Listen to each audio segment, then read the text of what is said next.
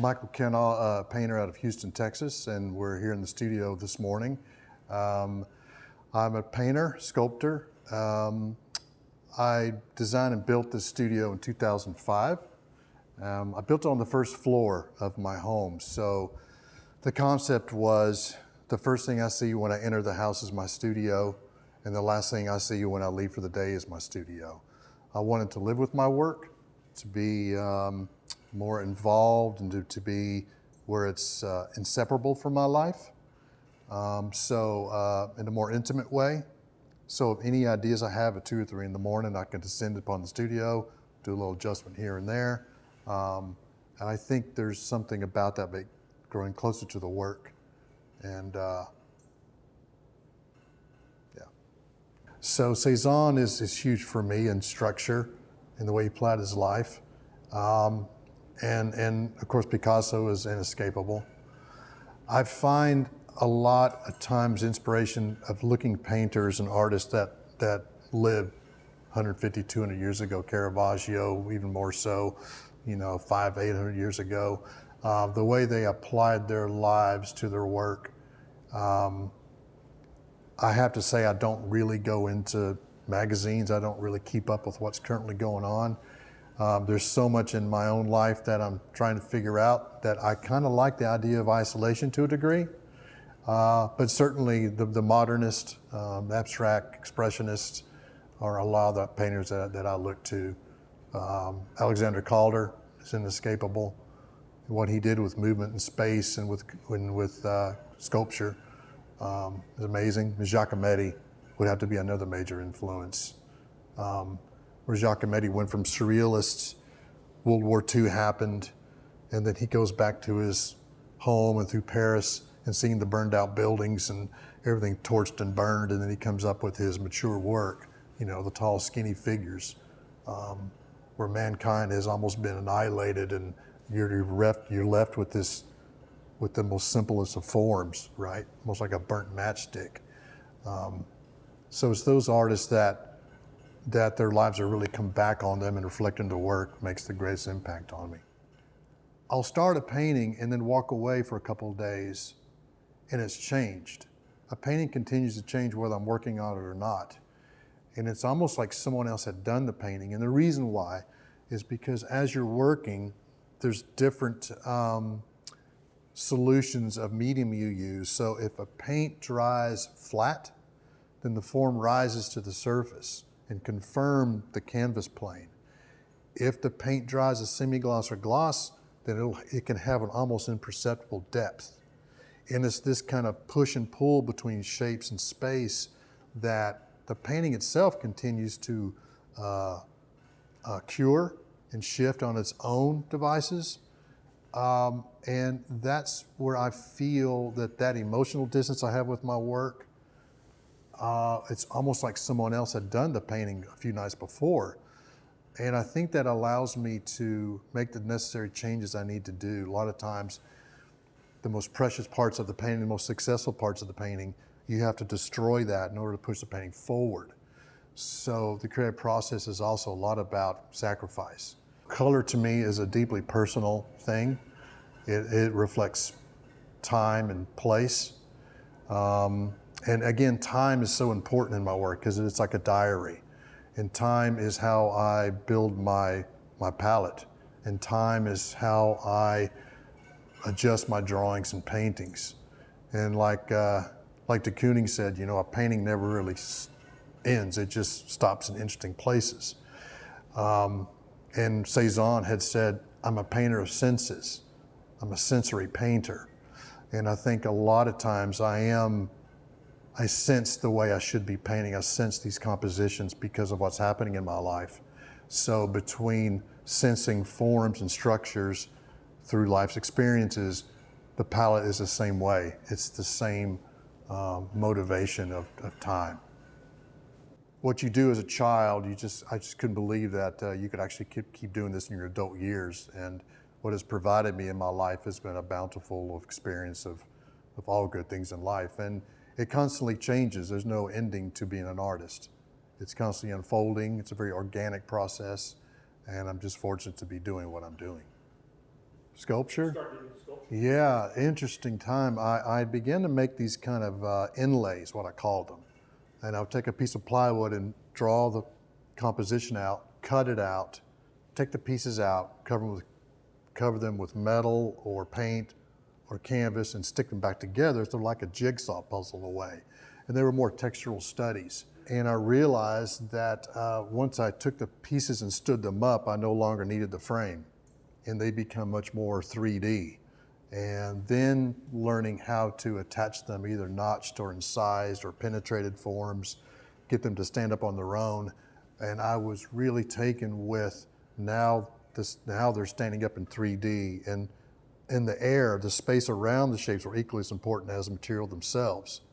And so it became a practice of mine that has kind of grown and expanded in ways that I never saw myself as a sculptor, but I think I found my way being a painter, keeping again drawing as the forefront of my work to realize the more sculptural forms that can arise out of painting and drawing.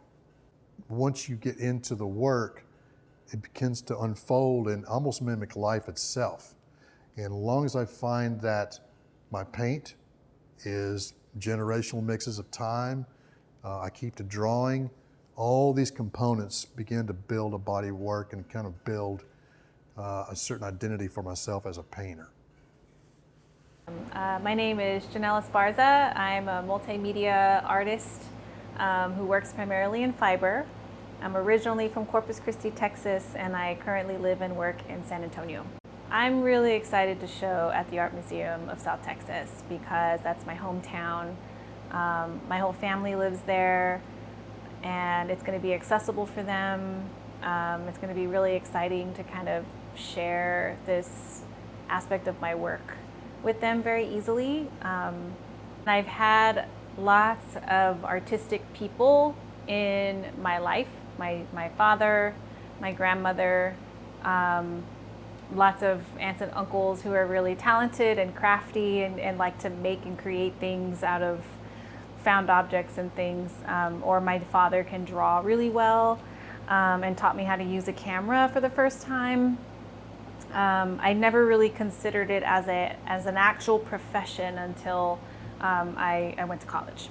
All of my professors were artists, and once I kind of figured out that you could study art, I just suddenly was like, well, I'm an artist. Like, that's it. That's all I want to do. And that kind of created this trajectory into what I do now. My studio space here is like a separate structure from my house, but it's on my property. It's essentially in my backyard. So it's not in my house, which is really nice because I can kind of have that separation. And I can come out here. It's very, very close. I'm a super homebody. I love being in my house. I like being home. So having my studio nearby where I don't have to get in the car and drive is really important to me. I work at pretty much any hour that I have time. So if I have a day off, I will be in here all day. If I have a morning off, I will be in here very early in the morning for even for just an hour or two before I have to get on to go to work or go to a meeting or something. And just the opposite of that, after work, I often come home, relax, have some dinner, and then I just come straight in here and I'll work for an hour or two and chip away at a project. So in 2017, I really wanted to use the cotton fiber in a way that would talk about the physical aspects of that type of labor that my family went through. And a friend of mine had told me, she was in the residency with me, her name is Zoe Charlton, she's a fantastic artist. And she told me about this study called epigenetics, which is a study of your genetic history, almost like a genetic memory, where you pass down traits, genetic traits through your DNA, but the study of epigenetics goes over passing down an experience or perhaps even a memory linked, maybe even memories linked to trauma through your DNA as well. And so that really kind of got me thinking about labor history and the body's memory the body's ability to hold memory in different ways, and how we kind of pass that trait on. So for me, I wanted to do something in that residency that was really physical, that I used my body and my own labor to produce. And weaving made the most sense, because working on a loom, you are working with all four limbs, you're working with both sides of your brain, you're very creative, but you're also very analytical, and you're keeping track of yarn threads and pattern making and stuff. And so it's very physically and mentally exhausting after a while. But I was really interested in that aspect of it. And then of course I could use the cotton fiber in that way through weaving as well. You know, people always want to like touch my artwork because it's very tactile. Right. It's fabric.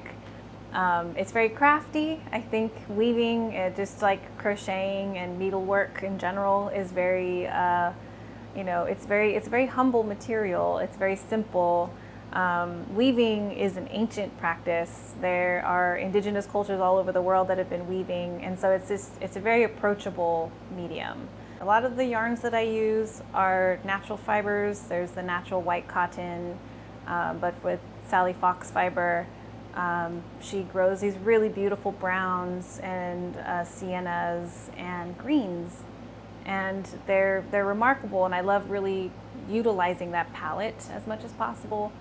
But every now and again, I'll throw in some red or some, acrylic yarn that I have lying around. I have a lot of yarn that my grandmother gave to me years and years ago. She had just skeins and spools and little rolled balls of yarn that she would use in all of her crafting. And she never threw anything away. So some years ago, she gave me just like trash bags full of yarn and fabric scraps and things. And I washed all of it and dried it all outside in the sun, and it just kind of sits in here in little bags. So if I have any color in my work, it's usually from that bag of like old acrylic yarn from my grandmother. And that's probably the only time you'll see synthetic yarns show up in my work. I'm looking at some of it now, and I do have some red, but it is mostly very natural color yarn. And so the fact that the cotton is grown in Texas really is important to me conceptually, because a lot of my work is talking about Texas cotton, Texas history, and my family's connection to it. So because of all of that, and because of this kind of like strange familiarity with the process that kind of happened unexpectedly but very naturally, I just started weaving since then, and all of my work has been weaving. My name's Tommy Fitzpatrick. I'm I live in San Antonio, Texas, and I'm an artist, mainly painting, but do some sculpture, and then I'm a professor at Texas State University. I've been painting almost 30 years professionally, but I've always been interested in painting since I was a child. And painting itself has been an escape for me. I've always felt like paintings were more interesting than the real world throughout my whole life. And as a child, my mother would buy me books on artists that I would look at, and we would go to the museum, and that really made me want to be a painter. Well, I think I've always realized that, and it comes from that Joseph Campbell. He wrote The Power of Myth, but he talks about a sacred space. And that really resonated with me early on in my 20s. Like, you always have to have a place. And it could just be a table or a corner, or in my case, it was usually a garage, and just park the cars outside the garage. But of late, I've been lucky enough to afford to create a standalone building. And have it next to the house. I like being kind of out in the yard as opposed to in another place, because I find a lot of times wasted going, and a lot of energy is wasted going to and from. And I love just to roll out of the house in the morning, grab a cup of coffee, come in here and work. I've found that the mornings are my best time. And when I'm getting ready for shows, I'll typically get up at 4 in the morning and work for 3 or 4 hours before anybody even wakes up. And that's kind of amazing for me. I find that's kind of my sweet spot. I didn't become I'll say super rigorous towards painting until I went down to Austin to receive my BA in painting. And when I was at UT, I was able to have a lot of great teachers. I met Peter Saul, who's still alive, really great artist. I got to meet Robert Colescott. He came for a summer program, and the list kind of goes on. And so I was very inspired by these artists, and Austin in general was a very creative place. Felt different than Dallas. And in the summer, while I was at UT, I went to Providence to RISD and did a summer program there and got even more interested in art, loved New England, and then realized that I wanted to go to school up east somewhere or back east somewhere.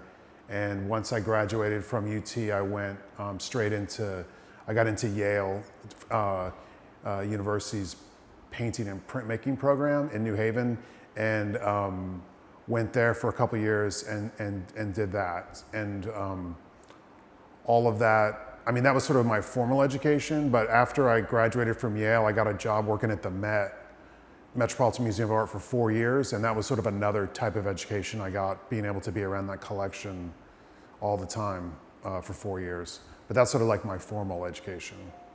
When I started working at Texas State, I came across a book in the library of this house they built out of concrete that was poured concrete. It was a double pitched roof, really simple kind of farmhouse design, but it was all concrete.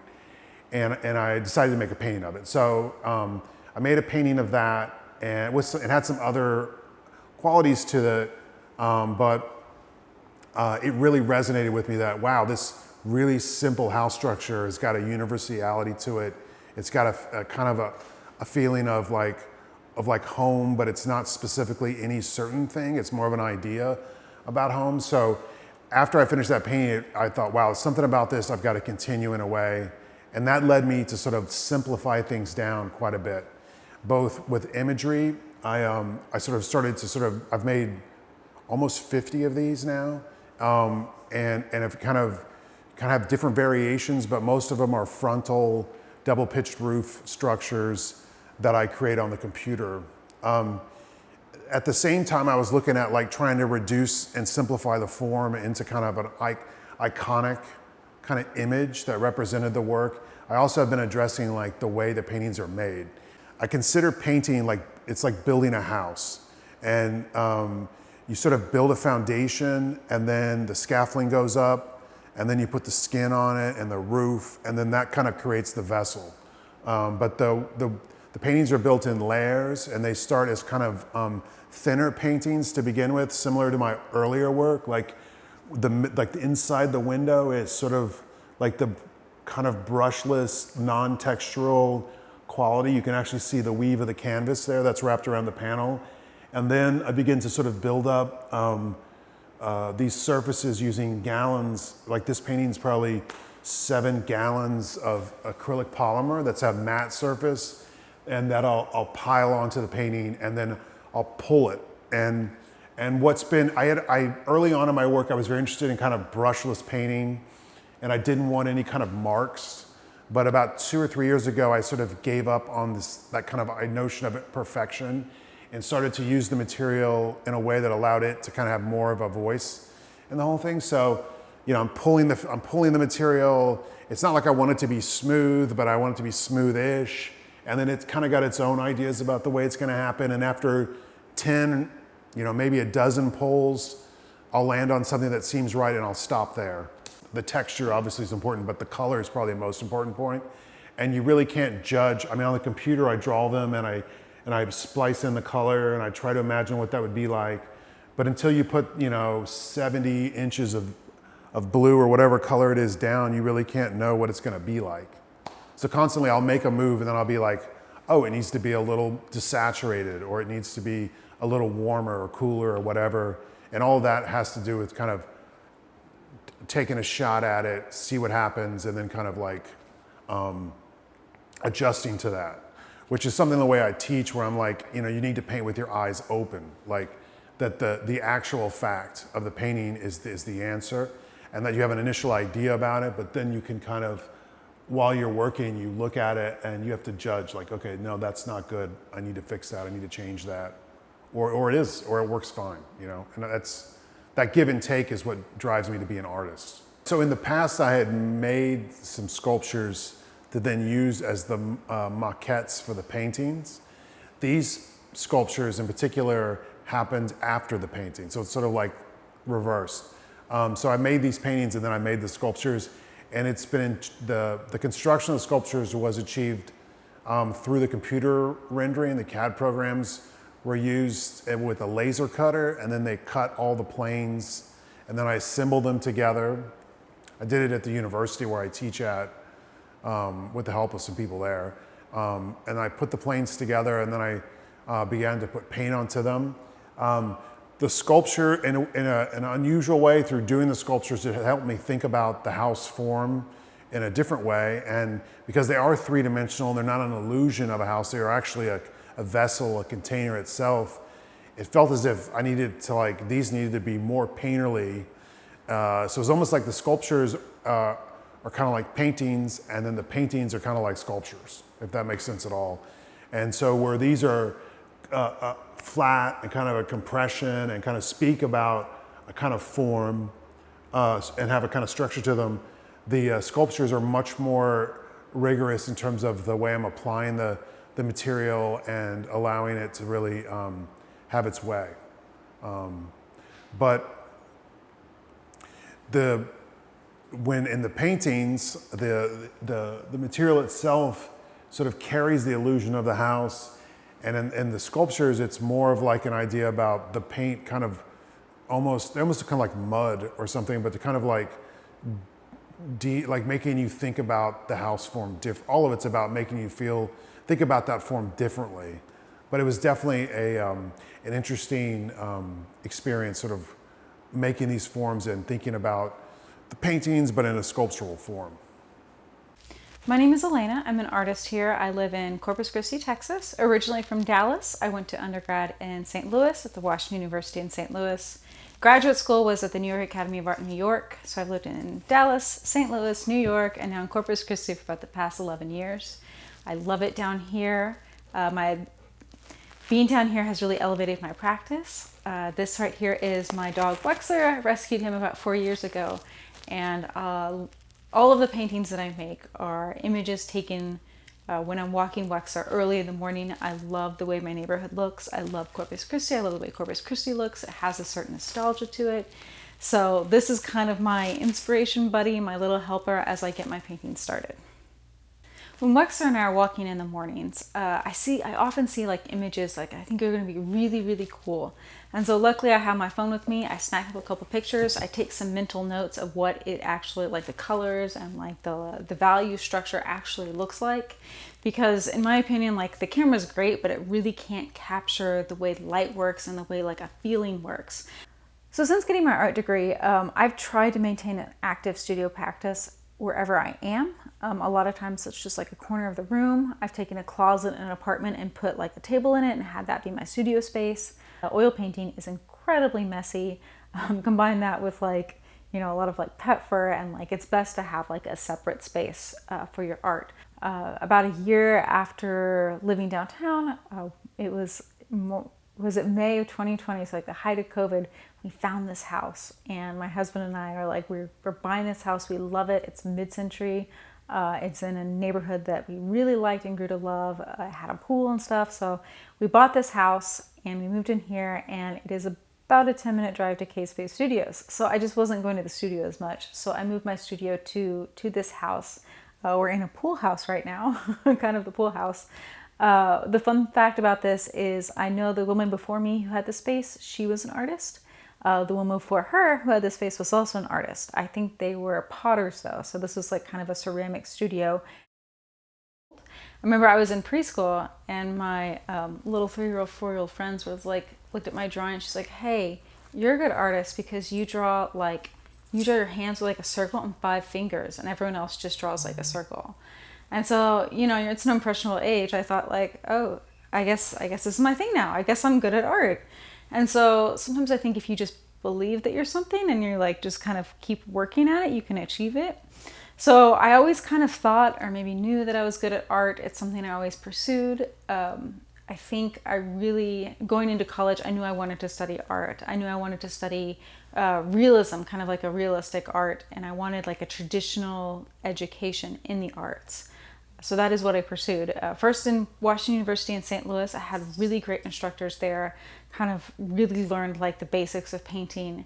And then I finished my education up at the New York Academy of Art in New York, which is a really interesting school. It's very much based on the classical model, where all of our classes were taught using the human figure as a reference. So drawing the figure, sculpting the figure, learning the anatomy of the figure. And so even though I don't paint the figure, I learned a lot there about how to compose a painting, how to structure value, how to structure warm, cool, colors, hues, saturation, and things like that in order to make a painting look realistic or feel realistic. So I'm a morning person. When I walk my dog, it's like 5:30 to 6 a.m. in the morning.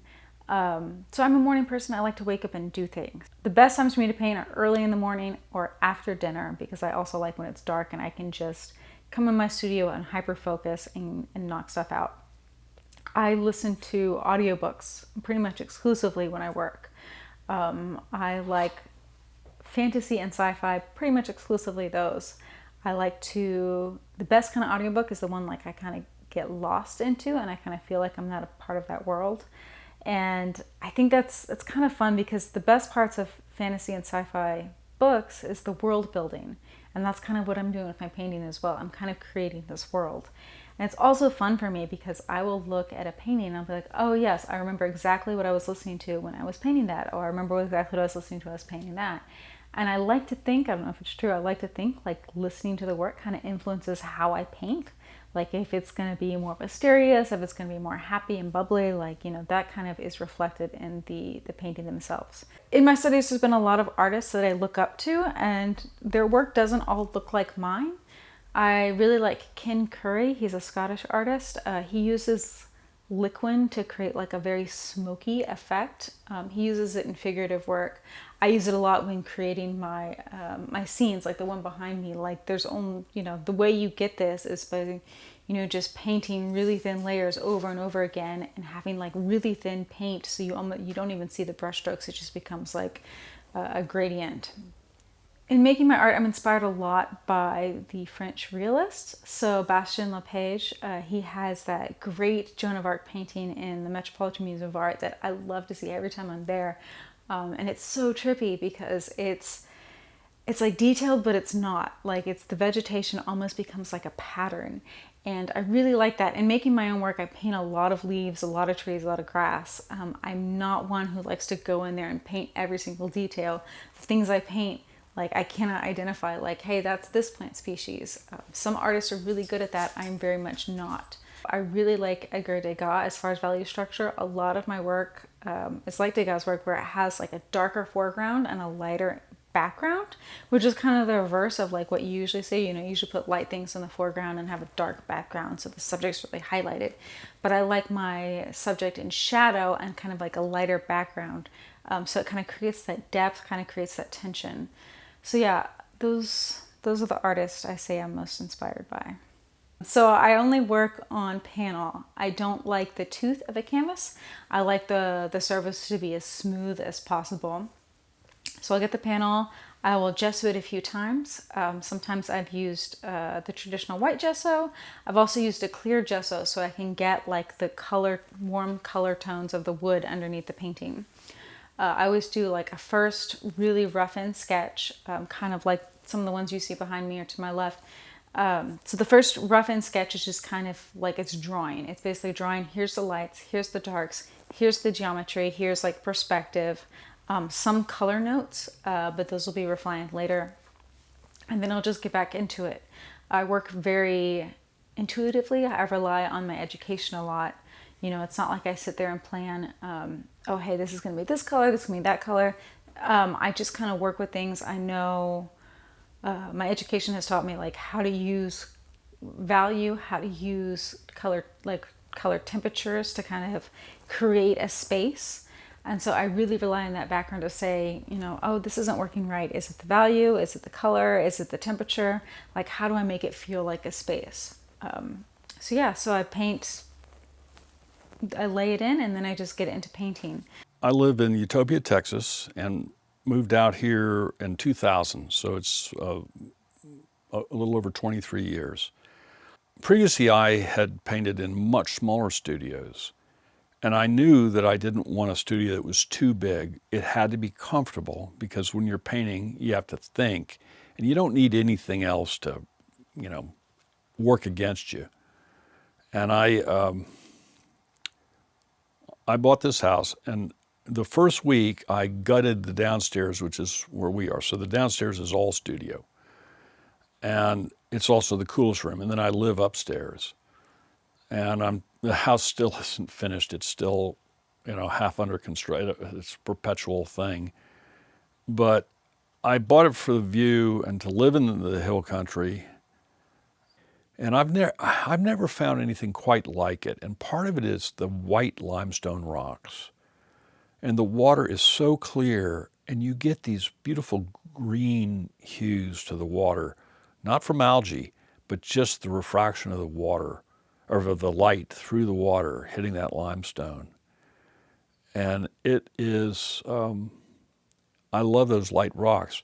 When I go to Colorado and paint, and the rock is darker, granite or basalt, it has its own, but there's just something about this white limestone that's like a beautiful marble sculpture.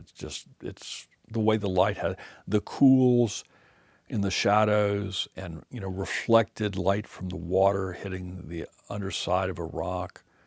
It's just a really beautiful subject. My grandmother, my father's mother, was a painter, and when I was young, I would stay with her from time to time in Pasadena, California, which is where I was born. And I just fell in love with it, and she set me up with some colors and, but her house just reeked of oil paint and turpentine, and I loved it. And so that's been the smell of my life. And so I've been at it for, 50 years. And, I'm very, very fortunate to be able to do something I love. The University of Houston had a wonderful program headed by a man named George Bunker. And we would get visiting artists that were just amazing. One time, John Alexander comes in our studios and does studio visits with none other than Willem de Kooning. That's just, when I was in grad school, we didn't have anyone like that. This was amazing for a university, a city university like the University of Houston, to have these really great artists visiting on a regular basis. So it was, and I was encouraged by a couple of my faculty to apply to Yale. Most people who go to grad school for art do so because they want a good teaching job. And that really wasn't, I didn't want that. I thought I might benefit by a bit more of a formal education, and I had great teachers, and they would take me over to the British Museum in New Haven and to the Yale Art Museum, and we'd talk about paintings. And so it was a really, it was a good time. And then when I got out of grad school, I moved back to Houston. I had, by that time, a pretty established market, and been doing that ever since. My French easel that I take out, and I love it. They have today they have all these much more expensive, some of them lighter weight, but I like this because it's concise. It's one thing, one handle that I can hold, and I've got everything. I've got bungees that hold some paper towels and a little trash bag, and it's got all my paints, all the colors I need. It's got my brushes, it's got my turpentine, and then you can also strap panels to this. So it's essentially everything I have in the studio, but on a much smaller scale. And typically I only outside work, as I said, in that 8 by 10 to 11 by 14, and not very often larger than that. When you're working on a large painting, and I can do it without, chalking it off into quadrants or into 8 different squares. But if you can do that, you can make sure that this rock is kind of where you want it in the vicinity, and this one's where you want it, and your horizon line, it's where you want it. When I was much younger and, trying to draw it out, especially, from something like as specific as that study, you find yourself getting that horizon and this rock is way over the left. And now you've got this problem of you've got all this area on the right that's not filled up because you've got everything wrong. That's why I pop those chalk lines, just to very quickly get my bearings. And on a smaller painting, let's say that was 30 by 40 inches, I might not do chalk lines. But on a 5-foot painting, and I've done paintings as large as 16 feet, you have to. It's just, or you're going to be in trouble. And even though I can make a lot of changes in the next application of paint, I'm better off if I'm in the ballpark for all those major shapes. I start out with good sized brushes, and on this painting, on the next day I work on this painting, I will also use large brushes, but much heavier paint. I used to paint at night, and I don't anymore. I want the natural light as much as possible. Today's a dark day, so I have some artificial lights, but I like to get in the studio in the morning, usually around 9. Sometimes I'll get in the studio at 8, sometimes 9:30, but somewhere in there. And then I work through the day. I might take 15 minutes off for lunch. And a lot of coffee breaks, getting back, looking at what I'm doing. As the painting is coming to a finish, I might spend more time looking at it than actually painting on it. But I typically work until mid-afternoon, usually 3:30, 4 o'clock. I've been painting for a long time, and there have been tough years. I think back in the mid-'80s, with the S&L bailouts and all, I mean, there were really hard times. But I've managed to continue, and I think by the time I moved out here, it's been great. I don't need a lot of money, but I make enough to pay my bills and keep me in canvas. And it's